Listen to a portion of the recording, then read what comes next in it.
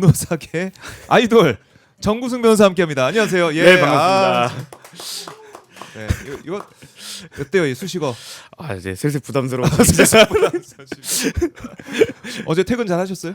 저는 어제 이제 네. 거의 친구랑 같이 이제 미팅을 하고 넘어가는 길에 거의 해적선이라고 불렀습니다. 왜냐면 그 배처럼 네. 그 언덕 올라가다가 다시 가로로 미끄러 내려오고 그 되게 얕은 언덕이었는데 그 네. 언덕을 돌파하는데 한 15분, 20분 아이고. 걸려서 쉽지 않았습니다. 그러니까 어제 이제 서울 시내 차 타고 특히 이제 버스나 이런 거 타시는 분들 마찬가지겠지만은 언덕을 이렇게 경사를 못 올라가가지고 맞습니다. 미끄러지고 해서 너무나 위험하기도 하고 그래서 버스에 내려가지고 퇴근하신 분도 있고. 걷는 것도 위험했던 게 걷는 제가 어제 것도 맞아요. 압구정역에 내려서 압구정 로데오까지 걸어갔었습니다. 근데 가는 동안 넘어진 분만 한 8분을 본 것 같아요. 아이고 거기에 또 빙판이 힐 신고 돼서. 다니시는 분들이 많다 보니까 예.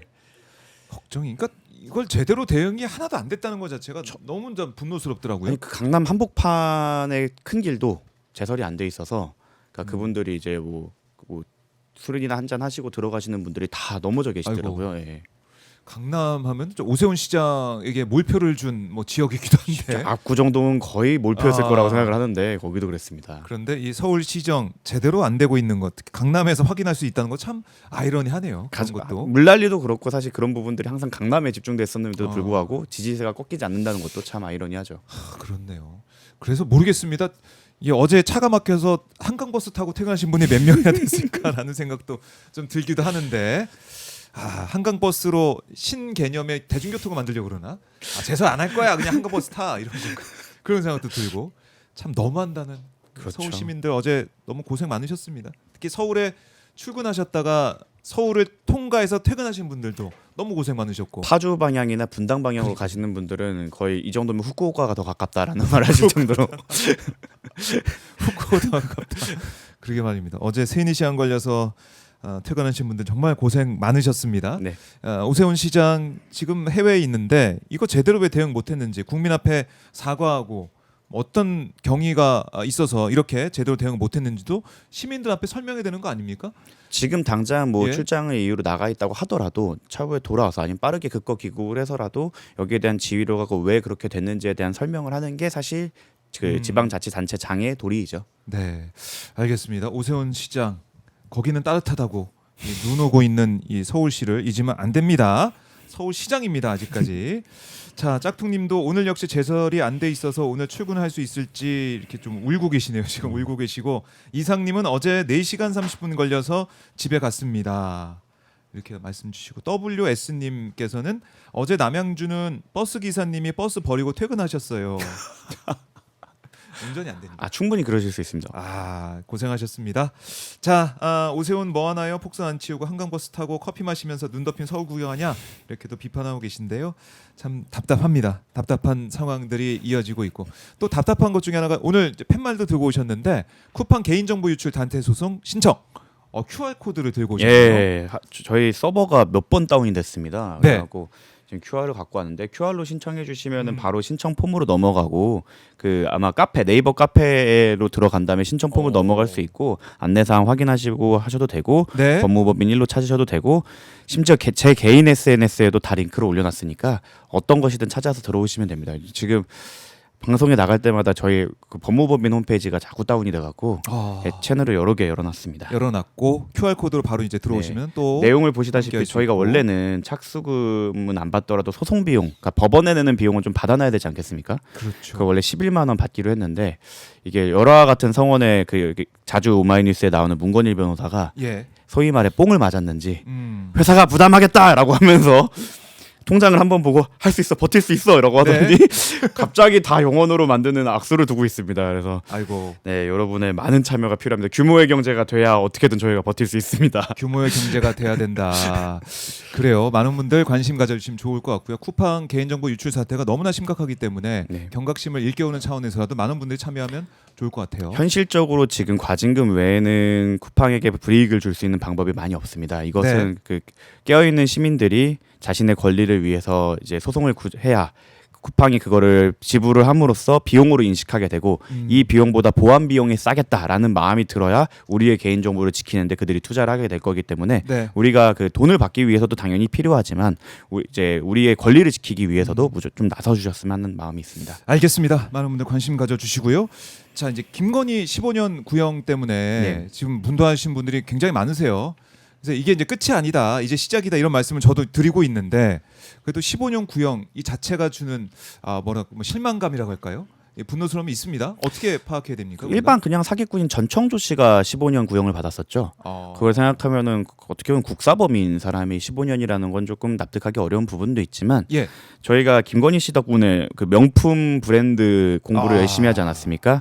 아직 남은 명품이 꽤 많이 남아 있습니다. 그래요. 예. 더 나올 수 있다. 그 지난번이 반 뭐 그거였고 이제 뭐 그랍 순간은 아직 안 들어갔고요. 네. 이번 그 기소에 그리고 근거부기도 안 들어가 있습니다. 근거부기도 안 들어가 있군요. 네, 로저 비비에는 아직 수사가 안 된 걸로 알고 있는데 이런 수많은 명품들에 대한 수수 의혹이 아직 남아 있고 두 네. 번째로 정말 굵직한 것인 양평고속도로는 아직 기소도 안 됐습니다. 그렇죠. 예, 양평고속도로 기소 안 됐고 네. 그 도이치모터스 사건도 사실 1차 조가 조작 같은 경우는 공소시효가 지났다는 이유로 기소가 안 됐는데 지난번에 잡히신 그 2층에서 뛰어내린 용력이 뛰어난 그분이 만약에 1차부터 2차, 3차까지 같은 방식으로 그 주가 조작에 개입한 사실을 밝혀내는데 키가 된다면 계속적 범죄로서 1차 그거에 대해서도 문제가 될 수 있고 여러 가지 사건에 대해서 이제 3부 토건 얘기도 아직 안 나왔고요. 예. 예, 수많은 혐의들이 있기 때문에 소위 말해 이거는 잽에 불과하다라고 생각하시는 게 좋을 것 같습니다. 15년 구형은 잽에 불과하다. 그러니까 이제 명품 리스트를 쭉 읊어주셨지만은 근거부기부터 아직 안 들어간 것도 있고 도이치모터스도 더 추가가 될 수도 있다. 15년 구형 끝난 게 아니다라는 거. 그리고 3부 양평고속도로 예. 그리고 뭐 어자 올라간 것부터 시작해갖고 다 직권남용이죠. 뭐 직권이 있었는지에 대해서 이제 법리적인 다툼이 좀 있을 것 같긴 하지만 이 네. 부분 워낙 많은 혐의가 있어서 하나하나 풀어가는데 오래 걸릴 뿐이지 이게 또 한 번에 맞으면 좀 데미지가 적은데 이제 끝났나 싶었을 때 새거 들어오고 끝났나 싶었을 때 새거 들어오는 게 멘탈 데미지는 좀 크게 들어오더라고요. 그래서 이제 김건희 씨가 어제 그 구형 받고 조사 네. 또 받은 걸로 알고 있어요. 그 전에는 막 거짓말을 계속 이어나가거나 자기 입장을 하다가 그날은 묵비를 100%한 걸로 알고 있습니다. 네. 이게 깨달은 거거든요. 재판을 하면서 내가 앞에 그런 어떻게 보면 얕은 거짓말을 했던 게 얼마나 불리하게 작용되는지를 재판을 한번 겪어본 거예요. 이번에 처음으로. 그렇네요. 사실 김건희 씨는 제대로 재판을 겪어본 적이 없습니다. 그러니까 불리한 상황, 그러니까 우리가 생각했을 때 공정한 상황에서 재판을 겪어본 적이 없어서 네. 평상시 하던 대로 얕은 거짓말로 넘어갈 수 있겠지라고 했다가 이번에 제대로 된 재판을 겪어보고 예. 그 다음에 제대로 된 수사를 다시 이번에 겪게 되는 거예요. 그러니까 이제 묵비를 하기 시작하고 이제는 얼척없는 거짓말은 포기할 가능성이 매우 높습니다. 아예 입을 열지 않는 게 이게 맞겠구나는 그런 현타가 왔을 것이다. 네. 김건희 현타가 왔을 것이다. 그래요.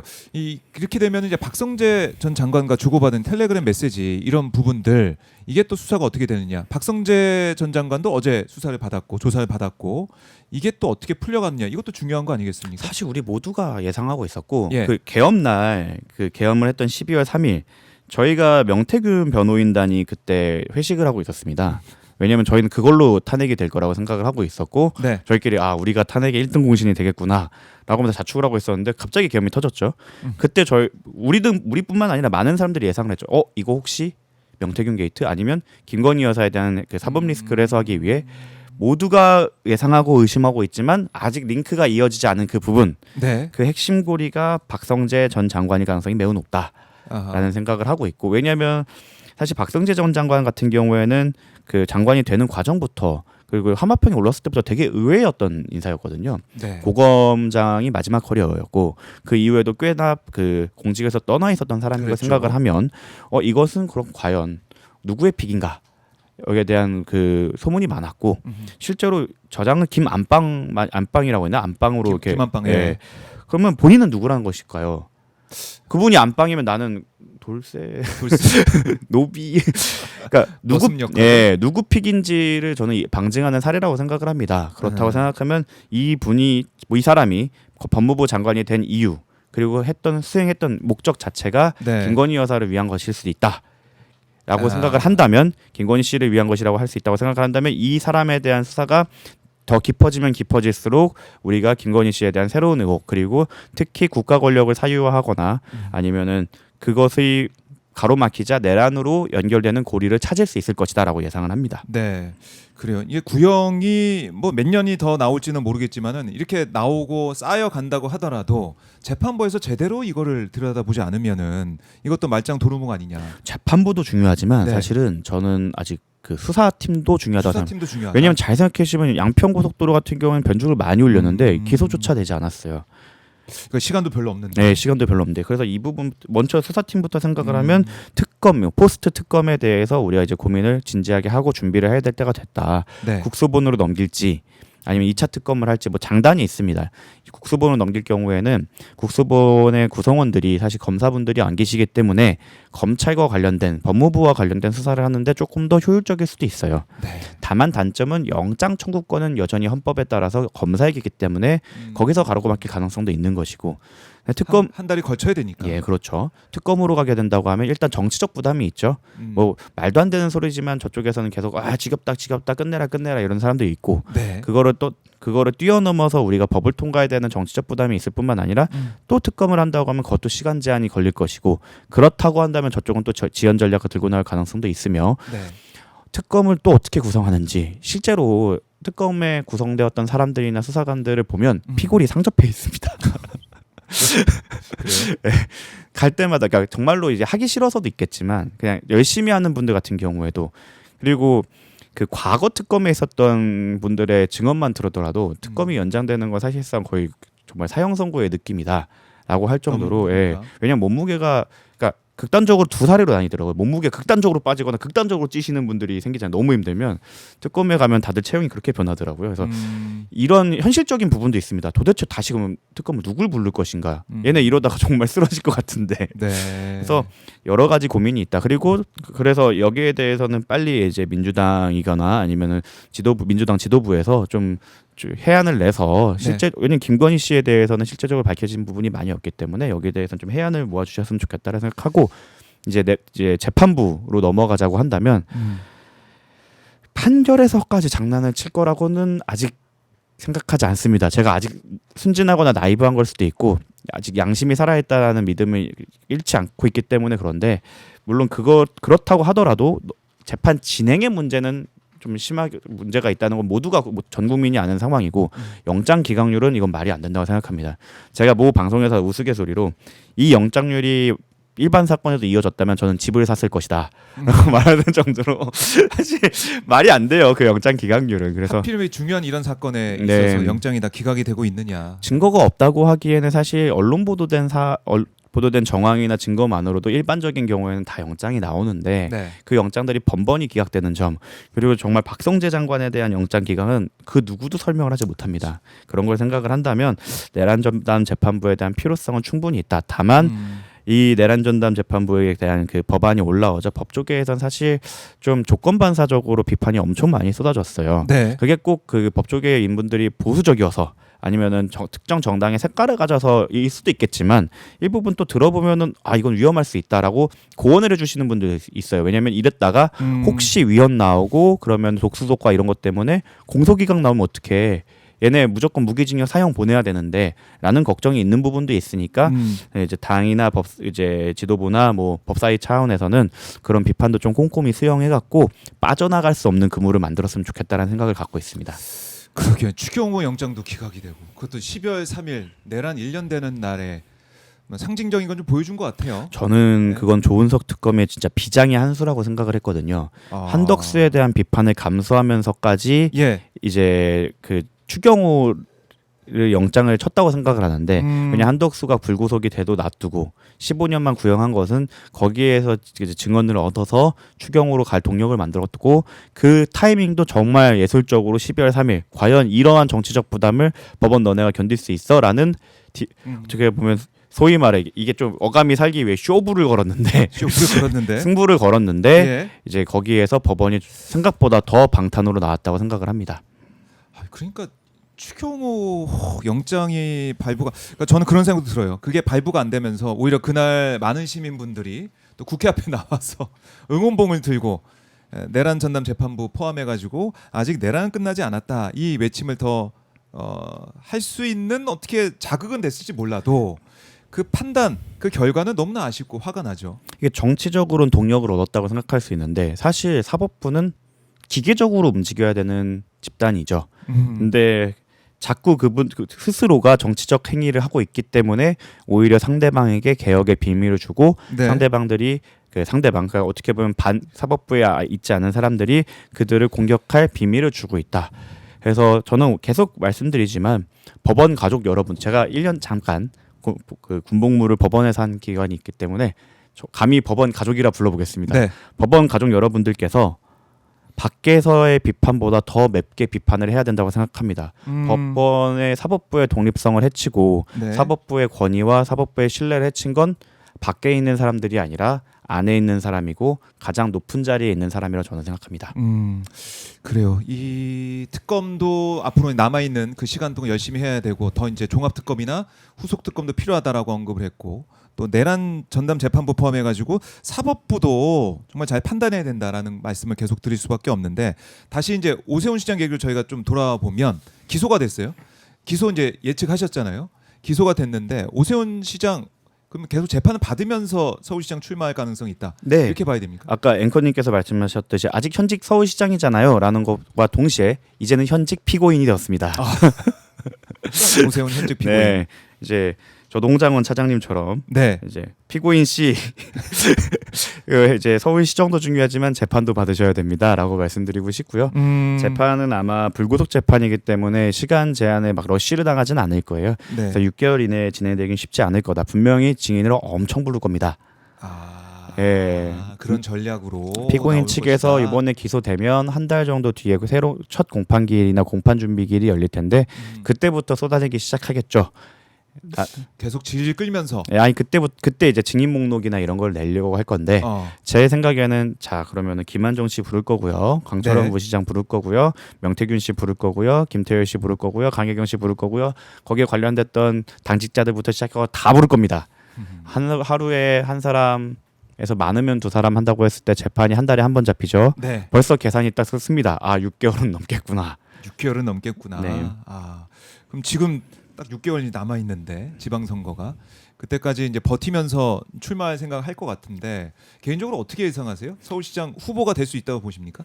그건 일단 국힘 당원 당규 때문에라도 사실 장동혁 대표의 결정에 따라 있다. 기소만 되더라도 사실 공천을 주지 않을 충분한 명분이고 당원 당규상으로는 가능하기 때문에 불가능할 수도 있는데 정말 리스크가 없지는 않아요. 네. 오세훈 씨에게 공천을 줬는데 딱 6개월이 걸려서 딱 6월에 유죄 선고가 나온다.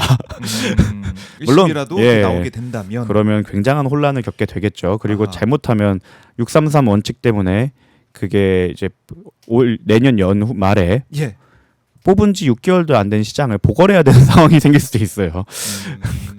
그런 리스크가 예, 있다. 충분히 있기 때문에 그리고 사실 제가 누누이 말씀드렸지만 중앙지검 조사가 시작돼서 자료를 분석했을 때 네. 그러니까 오세훈 씨를 소환하기 전에도 이거는 유죄 되겠는데라고 할 정도로 계좌이체 내역, 통화 내역, 카톡 등이 충분히 있었습니다.